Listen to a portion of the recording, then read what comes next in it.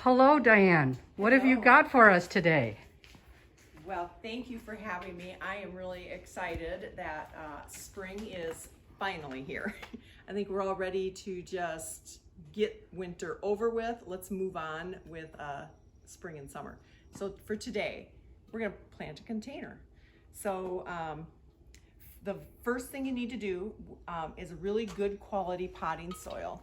So your potting soil should have, there's actually no dirt in it. Please don't use dirt from the ground.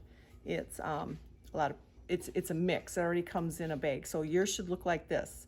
That white stuff, perlite, that's really important because you need air. So if your mix doesn't have that, it's not a good thing.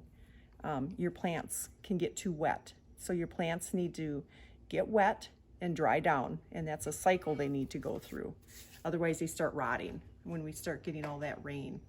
So fill my container. I go about half full. And then I add something soil moist. So I like to add that. I just kind of, like a recipe at home, you just kind of stick it in there. So I don't do a lot of measuring. But then I like to mix it in the bottom half of the potting soil. All right, we're gonna fill it up.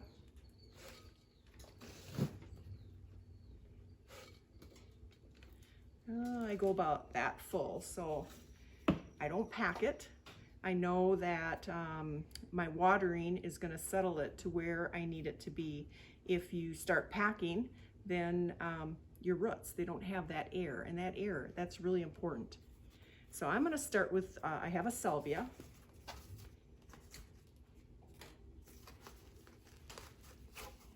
Okay, so I take it out of the container, and right now it's pretty fresh, but I will just kind of roughen it up. Got the roots there, and I want that as my center plant because I like that height. So I like this one. I think that's going to be really pretty together. So some of the questions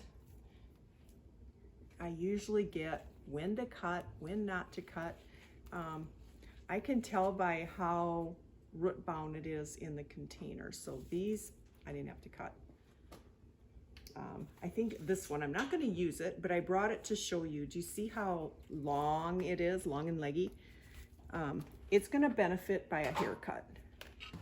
So I'm not too kind. That's it.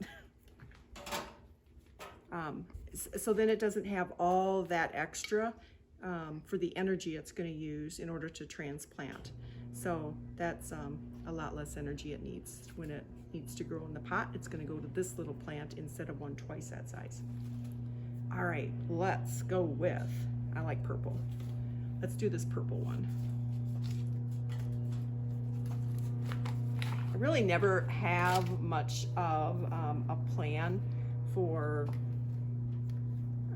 I know that whole thing. I usually go with something taller in the center, but I usually just kind of grab some plants that I find appealing, and everybody's eye is different. So go with the colors you like, and generally you can bring the colors together with something softer, which this one can help bring them together. But I'm gonna go with lantana. I love lantana in the summer. Really blooms well. Loves the heat, loves the sun. So get those roots off of there. Let's put that one over here. It's looking good. And verbena. See, got a little bit of peach going on in there, so that's bringing these colors together because there's some pink going on with the lantana. So let's put that in there.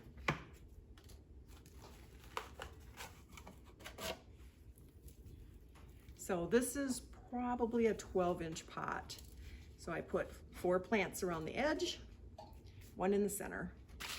So lantana, that's gonna do more of a shooting out thing, and all of the others, that's kind of more spillers. This one, verbena, this one happens to be a little bit of both. But look how pretty that is. There we go. All right, so Other plants I wanted to talk about.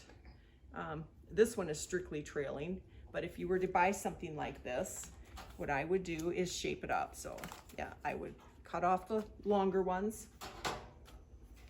and now it looks more shaped. So when you come to a greenhouse and you see plants that just seem large, cut them back, please. It's going to be a lot easier because you're going to put them in your pot, and the first time the sun comes out, they're going to wilt. So that means they're struggling to transplant. So cut them off. Don't worry about cutting them off. You're okay. And you can really, I mean, I could go shorter on this if I wanted to. You need lots of leaves at the base. That's where it's going to start growing from. So a lot less energy. It's going to concentrate on transplanting. Instead of just trying to make the others survive, it's going to thrive. So transplant fertilizer. We don't really use a specific one just for transplanting. We like a good all over purpose fertilizer. So we do have one we like. I really like it because it doesn't burn, and it's a big deal. So you're never going to burn it. With ours, you can do it every single day, and it's never going to burn. So that's really important, especially in the beginning when they're trying to suck up those nutrients and want to get rooted. So the other thing is, I know this potting soil, I know it's going to settle to right about the rim. So don't overfill your pot, because when you go to water, the water needs to go down. It needs a little dish to hold that water. So don't overpack it with potting soil. It needs to have a place for it to settle in. Other question I get asked a lot is geraniums. How do I deadhead a geranium? So here's the long stem, and you snap it. So not up on top, it just snaps right off. Actually really easy. So the other thing is, if you have questions, go ahead. The best way, I would like it if you could private message me. Just try to keep them contained, all the questions. But if on the website you ask, I will maybe tag my name or something so I can see what question you want for me. And I think that about rounds it up. So Diane, what are your hours and what are... All right, so our hours during the week, Monday through Friday, we are open 9 to 7. Saturday, we are open 9 to 5. Sunday, noon to 5.